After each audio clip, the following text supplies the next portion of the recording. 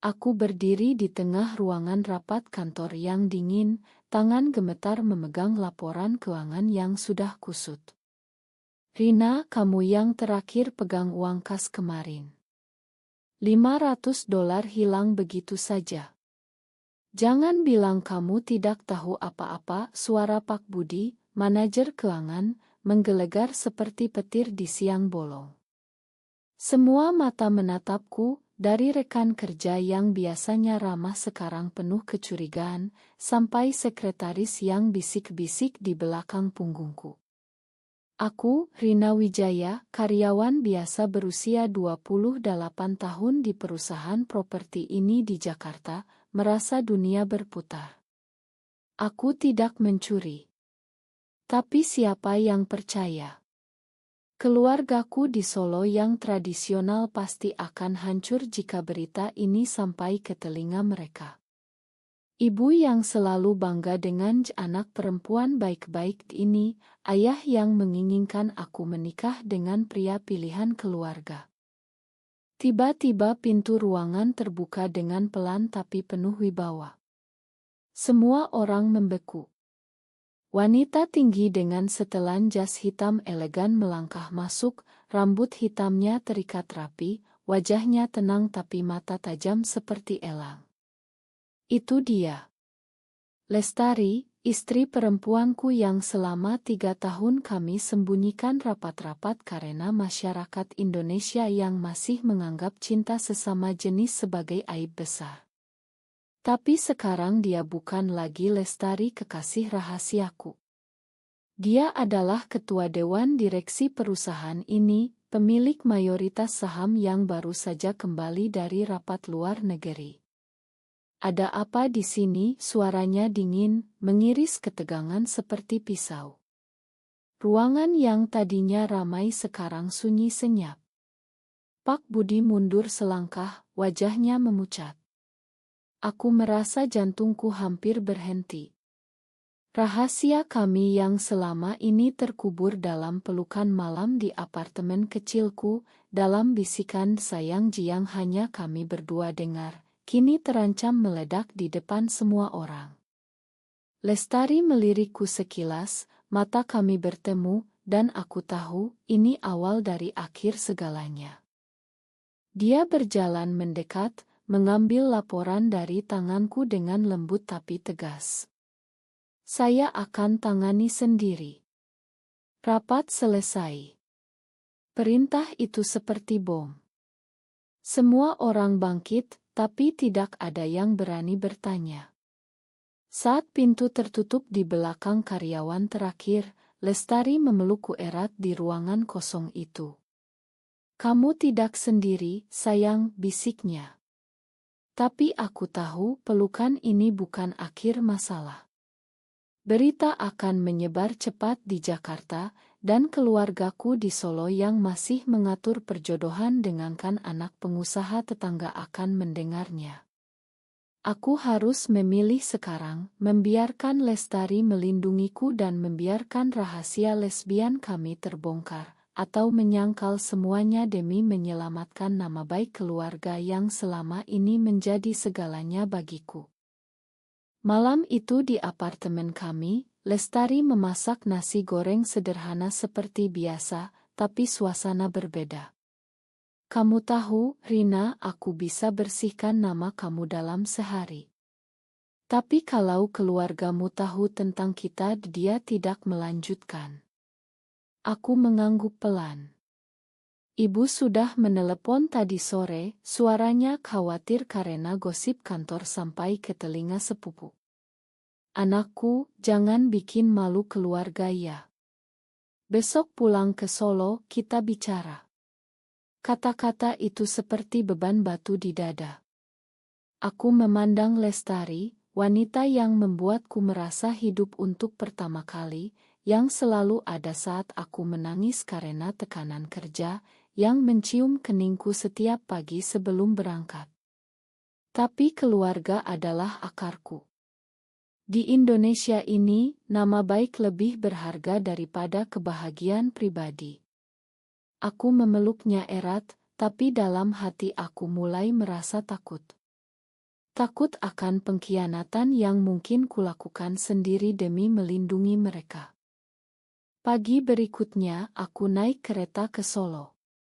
Rumah kayu Jawa kami yang besar dengan pendopo depan menyambutku dengan aroma kopi dan suara ayah yang sedang membaca koran.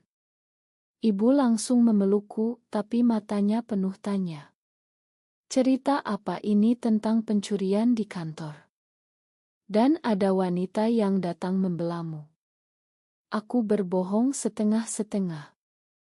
Hanya bos, Bu. Dia ketua perusahaan. Tapi ibu tidak bodoh. Dia sudah mendengar bisik-bisik dari kerabat yang bekerja di Jakarta. Malam itu di meja makan, ayah meletakkan sendoknya keras. Kamu sudah 28 tahun, Rina. Sudah waktunya menikah. Ada anak Pak Hadi, pengusaha sawit, baik dan mapan. Kata-kata itu seperti pisau. Aku menunduk, tangan gemetar di bawah meja. Lestari mengirim pesan, aku rindu kamu. Jangan biarkan mereka memisahkan kita. Aku tidak balas. Untuk pertama kali, aku merasa seperti pengkhianat terhadap cinta kami. Hari ketiga di Solo, tekanan semakin berat. Kakak perempuanku, Sinta, yang sudah menikah dan punya 2 anak, datang berkunjung dengan suaminya. Dia menarikku ke kamar belakang. Rina, aku dengar dari teman di Jakarta. Wanita yang masuk ke ruangan rapat itu dia bukan bos biasa, kan? Kamu dipeluk dia di depan orang-orang. Wajahku memanas. Aku mencoba mengelak, tapi Sinta mendesak. Jangan bohong. Kalau keluarga tahu kamu suka perempuan, ayah bisa kena stroke. Nama kita di desa ini akan hancur. Pikirkan ibu yang setiap hari ke masjid, ayah yang ketuaru. Kata-kata itu menusuk. Malam itu aku menelepon Lestari, suaraku bergetar. Sayang, mungkin kita harus diam dulu. Keluargaku mereka tidak akan terima. Di ujung sana, Lestari diam lama. Kamu mau menyangkal kita, Rina. Setelah semua yang kita lewati, aku menangis pelan. Itu pengkhianatan pertama yang kulakukan terhadap diriku sendiri. Keesokan harinya, ayah mengatur pertemuan dengan keluarga calon suami. Pria bernama Adi itu baik, sopan, tapi setiap kali dia tersenyum padaku, aku merasa seperti sedang mengkhianati Lestari. Di ruang tamu, ibu tersenyum bangga, tapi aku merasa sesak. Saat makan malam, ponselku bergetar. Pesan dari Lestari, aku di Jakarta menunggu. Jangan biarkan mereka mengubah kamu. Aku mematikan ponsel. Malam itu, di kamar kecilku yang dulu penuh kenangan masa kecil, aku menangis sendirian. Bagaimana mungkin cinta yang membuatku bahagia harus jadi ancaman bagi orang-orang yang melahirkanku? Di Indonesia ini, menjadi lesbian berarti melawan adat, melawan agama, melawan segalanya. Sementara itu di Jakarta, gosip kantor semakin liar. Rekan kerjaku, Andi, yang dulu dekat denganku, menelepon. Rina, bos besar itu katanya dia membelamu habis-habisan. Ada yang bilang kalian dekat sekali. Hati-hati, nanti nama baik keluargamu ikut tercoreng. Aku merasa dunia sempit. Kembali ke Solo, Sinta datang lagi, kali ini dengan wajah marah. Aku sudah cek. Wanita itu Lestari Pratiwi, pemilik perusahaan. Dan ada foto kalian berdua di acara kantor tahun lalu, meski samar. Rina, kalau ini benar, kamu harus putus sekarang. Demi ayah ibu. Aku diam tapi dalam hati, aku tahu Sinta sedang melindungi dirinya sendiri juga, karena reputasi keluarga besar kami di desa. Pengkhianatan mulai merayap dari orang terdekat. Akhir pekan, ayah memanggilku ke pendopo. Rina, aku sudah bicara dengan Pak Hadi. Pernikahan bulan depan. Kamu setuju, kan? Aku mengangguk pelan, air mata menetes. Lestari menelepon malam itu, suaranya dingin. Kamu pilih mereka, Rina. Baiklah. Aku akan mundur dari perusahaan kalau itu yang kamu mau. Kata-kata itu menghancurkan. Aku berbohong lagi, ini sementara, sayang. Biar keluarga tenang. Tapi aku tahu, ini awal dari rantai pengkhianatan yang akan semakin panjang. Karirku di Jakarta terancam, hubungan dengan Lestari retak, dan keluarga yang kucintai mulai melihatku sebagai beban. 2 minggu berlalu, tekanan semakin mencekik. Di Solo, persiapan pernikahan dengan Adi berjalan lancar. Ibu sibuk memilih kain batik untuk undangan, ayah bangga bercerita ke tangga. Tapi setiap malam, aku menyelinap ke belakang rumah untuk menelepon Lestari. Aku tidak tahan, sayang. Aku ingin pulang ke kamu. Lestari menjawab pelan, kalau kamu benar-benar ingin, buktikan. Jangan biarkan mereka mengatur hidupmu. Tapi aku takut. Takut kehilangan segalanya. Sinta, kakakku, semakin sering datang, kali ini dengan ancaman halus. Kalau rahasia kamu bocor, bisnis ayah bisa bangkrut. Siapa yang mau berhubungan dengan keluarga yang punya anak seperti itu? Aku merasa seperti tikus terjebak. Kembali ke Jakarta untuk mengurus cuti, aku masuk kantor dengan hati berat. Pak Budi memanggilku lagi. Rina, kasus pencurian sudah ditutup berkat Bu Lestari. Tapi ada syarat. Kamu harus tanda tangan surat pernyataan tidak ada hubungan pribadi dengan atasan. Aku terdiam. Lestari duduk di ujung meja rapat, wajahnya datar. Ini demi perusahaan, katanya resmi. Tapi matanya berbicara lain. Setelah rapat, di koridor sepi, dia menarikku ke ruang arsip. Kamu mau tanda tangan itu, Rina? Mau menyangkal kita di atas kertas? Air mataku jatuh. Aku mengangguk pelan. Pengkhianatan kedua. Lestari pergi tanpa kata, punggungnya kaku. Malam itu di apartemen yang dulu penuh tawa, aku sendirian. Lestari pindah sementara ke hotel. Ponselku penuh pesan dari keluarga, oto gaun pengantin, undangan cetak. Sinta menelepon.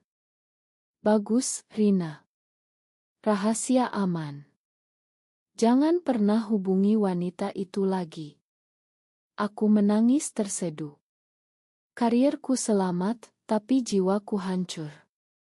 Di Indonesia ini, menjadi diri sendiri berarti kehilangan segalanya. Aku mulai ragu apakah cinta ini layak diperjuangkan. Hari pernikahan semakin dekat. Ayah menelepon dari Solo. Kamu sudah dewasa, Rina. Lupakan masa lalu di Jakarta.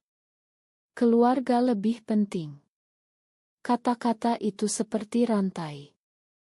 Aku duduk di lantai apartemen, memandang oto kami berdua dengan Lestari di pantai Bali tahun lalu, senyum bahagia yang sekarang terasa jauh. Lestari mengirim pesan terakhir, aku masih menunggu keputusanmu. Tapi kalau kamu pilih mereka, aku akan menghilang selamanya. Aku tidak balas. Pengkhianatan semakin dalam. Puncak tekanan datang saat aku pulang ke Solo untuk fitting gaun. Di rumah, keluarga besar berkumpul. Sinta tiba-tiba mengeluarkan ponselnya. Rina, ada ide. Seseorang di kantor merekam saat Bu Lestari memelukmu di ruangan rapat. Sudah beredar di grup keluarga.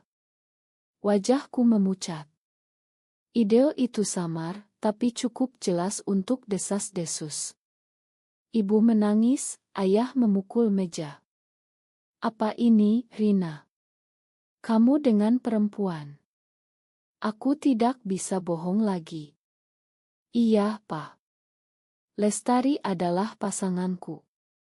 Ruangan hening mencekam. Ayah berdiri, suaranya gemetar. Kamu sudah tidak punya tempat di rumah ini. Pilih putus sekarang atau kami anggap kamu bukan anak lagi. Malam itu aku kabur ke kamar, menelepon Lestari. Mereka tahu, sayang. Aku tidak tahu harus bagaimana. Lestari datang ke Solo keesokan harinya, mobil mewahnya parkir di depan rumah. Dia masuk dengan kepala tegak. Saya datang untuk bicara. Rina bukan barang yang bisa kalian jual. Konfrontasi meledak. Ayah marah besar, ibu pingsan, Sinta menangis memohon aku menyangkal. Kamu lihat, Rina. Ini akibatnya, bisik Sinta. Aku berdiri di antara dua dunia. Karier di Jakarta terancam jika aku keluar dari perusahaan Lestari, keluarga akan putus hubungan. Aku memilih diam. Lestari pergi dengan mata merah. Pengkhianatan ketiga. Kembali ke Jakarta, aku dipecat secara halus. Kepentingan perusahaan, kata Lestari tidak bicara denganku lagi. Aku tinggal di apartemen kosong, makan mie instan, menangis setiap malam. Keluarga mengirim surat, kami doakan kamu sadar.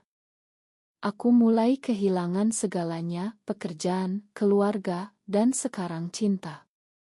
Tapi di dalam hati, benih pemberontakan mulai tumbuh. Apakah aku mau hidup bohong selamanya? Bulan berikutnya adalah neraka. Aku mencari kerja baru, tapi nama buruk dari kasus pencurian lama membuat pintu tertutup. Keluarga memblokir nomorku. Sinta mengirim pesan terakhir, kamu sudah mati bagi kami. Lestari masih di perusahaan, tapi dia menghindari kontak. Suatu hari, aku nekat datang ke kantornya. Kita bicara, please. Dia menatapku dingin. Kamu sudah pilih, Rina. Keluarga lebih penting daripada aku. Aku menangis di depannya. Aku takut, sayang. Tapi sekarang aku sadar, aku tidak bisa tanpa kamu. Lestari diam lama. Buktikan. Datang ke rapat keluarga besar besok di Solo. Umumkan kebenaran di depan semua. Aku pulang ke Solo dengan hati berdegup. Rumah penuh kerabat. Ayah melihatku dengan mata kecewa. Saat makan malam besar, aku berdiri. Semua aku lesbian. Lestari adalah istriku dalam hati. Aku tidak akan menikah dengan Adi. Maafkan aku. Ledakan terjadi. Ayah mengusirku, ibu menangis histeris, Sinta memelukku tapi kemudian mendorong. Kamu menghancurkan kami semua. Aku keluar rumah dengan tas kecil. Lestari menunggu di luar. Kami memeluk di mobil, tapi aku tahu harga sudah dibayar, keluarga hilang selamanya. Kembali ke Jakarta, Lestari membantuku mulai usaha kecil. Tapi luka dalam. Karierku hancur, hubungan dengan saudara putus. Aku melihat Lestari setiap hari, tapi ada jarak. Kamu sudah berani, Rina. Tapi apakah ini sepadan? Tanyanya suatu malam. Aku tidak tahu jawabannya. 1 tahun kemudian, usaha kecil kami berkembang.